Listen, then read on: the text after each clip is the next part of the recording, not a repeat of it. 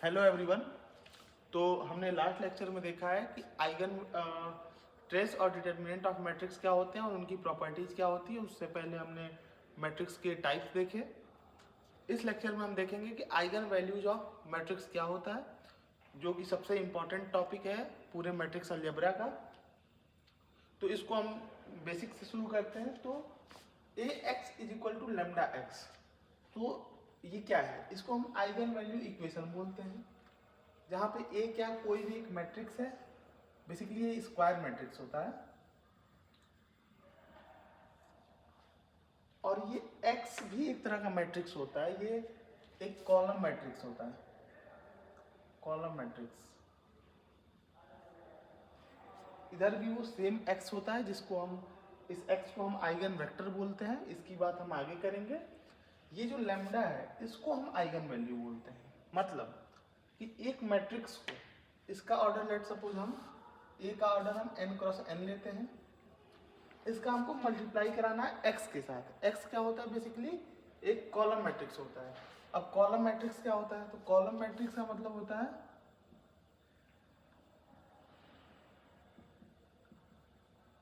ऐसा मैट्रिक्स जिसमें एक कॉलम हो, मतलब ए बी सी डी। इसको हम लोग बोलेंगे 4x1, मतलब 4 रोज है एक कॉलम। तो इस केस में हमें मल्टीप्लाई कराना है एक स्क्वायर मैट्रिक्स को एक कॉलम मैट्रिक्स से। तो x का जो ऑर्डर होगा, ऑर्डर वो क्या होना चाहिए? तो x का जो ऑर्डर है वो n क्रॉस n 1 होना चाहिए। देखिए ये नंबर ऑफ रोज दिखाता है, तो ये n और ये n इक्वल होगा, तो ये n क्रॉस 1 का एक मैट्रिक्स देगा, जो कि ये x है और उसके साथ कुछ स्केलर प्रोडक्ट में होगा। उसको हम आइगन वैल्यू बोलते हैं। इस इक्वेशन को हम आइगन वैल्यू इक्वेशन बोलते हैं। इसका बहुत काम नहीं है आइगन वैल्यू निकालने में। अब इससे हम ये सीखते हैं कि हम जो ट्रेडिशनल मेथड है आइगन वैल्यू निकालने का वो कैसे करते हैं। तो ए एक्स और लैम्डा एक्स को लेफ्ट हैंड साइड में लाएंगे तो माइनस लैम्डा एक्स। अब मैट्रिक्स चूंकि ट्रांसफर हो रहा है तो यहाँ पे एक नल मैट्रिक्स आएगा, उसको हम जीरो के साथ मैट्रिक्स रिप्रेजेंटेशन में दिखाते हैं। अब यहाँ पे लैम्डा एक्स है, तो अगर हम किसी भी यूनिट मैट्रिक्स को किसी भी मैट्रिक्स से मल्टीप्लाई करते हैं तो वो सेम मैट्रिक्स आता है। तो यहाँ पर हम लैम्डा आई इंटू एक्स कर सकते हैं और यहाँ ये नल मैट्रिक्स ही होगा। अब उसके बाद हम क्या देखते हैं कि x को कॉमन लेते हैं तो a माइनस लैम्डा आई आता है और इधर नल मैट्रिक्स ही होता है। ये हम क्यों कर रहे हैं? हमें पहुंचना है कैरेक्टरिस्टिक इक्वेशन के पास। कैरेक्टरिस्टिक इक्वेशन क्या होती है? ऐसी इक्वेशन जिनके थ्रू हम आइगन वैल्यूज किसी भी मैट्रिक्स का फाइंड आउट करते हैं। अब हम क्या कर रहे हैं? डिटर्मिनेंट दोनों साइड अप्लाई कर रहे हैं। तो हमने एक डिटर्मिनेंट की प्रॉपर्टी पढ़ी थी, determinant of a into b is basically determinant of a into determinant of b। तो अगर हम लेफ्ट हैंड साइड के डिटर्मिनेंट लेंगे और ये प्रोडक्ट में है, तो determinant of a minus lambda I into determinant of x is equal to determinant of null matrix. तो डिटर्मिनेंट ऑफ नल मैट्रिक्स क्या होता है? जीरो होता है।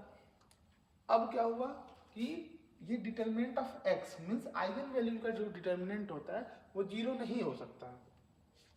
बेसिकली डिटर्मिनेंट हम स्क्वायर मैट्रिक्स का ही बेसिकली निकालते हैं। अब हम देख रहे हैं कि determinant of A minus lambda I अगर जीरो हुआ तो ये इक्वेशन जीरो हो जाएगी। अब determinant of A minus lambda I is equal to zero, इसको हम कैरेक्टरिस्टिक इक्वेशन बोलते हैं। अब यहाँ पर ए क्या है? गिवन मैट्रिक्स है, ये मैट्रिक्स हमें गिवन होगा।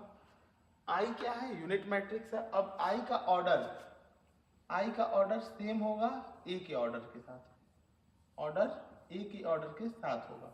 मतलब आई 2 हुआ तो ये 1 1 0 0, आई 3 हुआ तो ये 1 1 1 0 0 0, मतलब ये 3 क्रॉस 3 का होगा।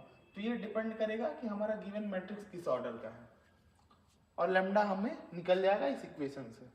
अब हमें पता है कि characteristic equation basically eigen values किसी भी मैट्रिक्स का फाइंड आउट करने के लिए यूज की जाती है। तो अब हम एक आईआईटी जैम का एक क्वेश्चन लगाएंगे जिसमें एक मैट्रिक्स हमें गिवन है 2 क्रॉस 2 ऑर्डर है। अब एक चीज पता होनी चाहिए हमें कि जिस ऑर्डर का मैट्रिक्स होता है उतने आइगन वैल्यूज मिलते हैं। तो यहाँ पर 2 क्रॉस 2 का मैट्रिक्स है, तो ए गिवन है हमारा, तो ये ए माइनस लैम्डा आई, तो लैम्डा को ऐसे लिख देंगे, आई यहाँ पे 2 क्रॉस 2 का मैट्रिक्स है, तो आई हो गया हमारा 1 1 0 0, मीन्स डायगोनल एलिमेंट्स 1 1, बाकी सब 0 0। अब हम क्या करते हैं कि इस लैम्डा को, चूंकि ये स्केलर मल्टीप्लिकेशन विथ मैट्रिक्स है, तो ये अंदर चला जाएगा, ईच एलिमेंट के साथ मल्टीप्लाई हो जाएगा, तो 0 के साथ 0 होगा, 1 के साथ लैम्डा हो जाएगा। अब यहाँ पे हम इसको सब्सट्रैक्शन कर रहे हैं, तो जब सब्सट्रैक्शन करेंगे तो इस एलिमेंट के साथ और इस एलिमेंट के साथ लैम्डा आ जाएगा, मीन्स डायगोनल एलिमेंट्स के साथ। अब हमारा काम क्या है कि इसका हम डिटर्मिनेंट लें, क्योंकि हमारा कैरेक्टरिस्टिक इक्वेशन क्या है, डिटर्मिनेंट इज इक्वल टू 0। तो जब हम इसकी डिटर्मिनेंट लेंगे तो -5 minus lambda into 4 minus lambda, ये minus 2 into -7, 2 into -7, this is equal to 0। ये हमारा कैरेक्टरिस्टिक इक्वेशन है। यहाँ से हम इसको सॉल्व करेंगे तो ये हमारे क्वाड्रेटिक इक्वेशन मिल जाएगा हमको, क्वाड्रेटिक इक्वेशन। अब क्वाड्रेटिक इक्वेशन के 2 रूट्स होते हैं, वो दोनों रूट्स हमें क्या देंगे, आइगन वैल्यूज देंगे। तो इस क्वेश्चन की आइगन वैल्यू 2 और 3 -3 हुए। इस क्वाड्रेटिक इक्वेशन को हम इजीली सॉल्व कर सकते हैं। अब हम क्या देख रहे हैं कि ये बहुत लॉन्ग प्रोसेस है जो कि कॉम्पिटिटिव एग्जाम में यूजुअली हम अवॉइड करते हैं। तो हम क्या देखते हैं कि कुछ प्रॉपर्टीज का लेक्चर अगला है, लेकिन हम इस क्वेश्चन में 2 प्रॉपर्टीज यूज करते हैं, जो 2 फंडामेंटल प्रॉपर्टीज हैं आइगन वैल्यू के। तो वो प्रॉपर्टीज क्या है वो हम देखेंगे कि ये प्रॉपर्टीज ऑफ आइगन वैल्यू। तो ट्रेस ऑफ ए, किसी भी मैट्रिक्स का ट्रेस उसके आइगन वैल्यू के सम के इक्वल होता है, और किसी भी मैट्रिक्स का डिटर्मिनेंट उसके आइगन वैल्यू के प्रोडक्ट मींस मल्टीप्लिकेशन के इक्वल होता है। अब अगर हम ये सेम मैट्रिक्स लें तो इसका ट्रेस क्या होगा, -4 5 + 4, दिस इज इक्वल टू -1, और इसका डिटर्मिनेंट क्या होगा, -5 × 4 -7 × 2, इसका डिटर्मिनेंट आ गया हमारा -6। अब ऑर्डर 2 × 2 है तो हमें 2 आइगन वैल्यू मिलेंगे, λ1 λ2। तो λ1 + λ2, sum of matrix is equal to trace of matrix -1, and product of matrix product of eigenvalues is equal to determinant of matrix, तो वो -6 है। अब हम देख रहे हैं कि अगर हमारे यहाँ से इसको हम क्वाड्रेटिक इक्वेशन से भी सॉल्व कर सकते हैं, लेकिन हमारे पास पहले से ही इसके आइगन वैल्यू पता है हमें 2 और -3, तो वो इस इक्वेशन में पुट करने पे 2 - 3 is equal to -1 and 2 × -3 is equal to -6।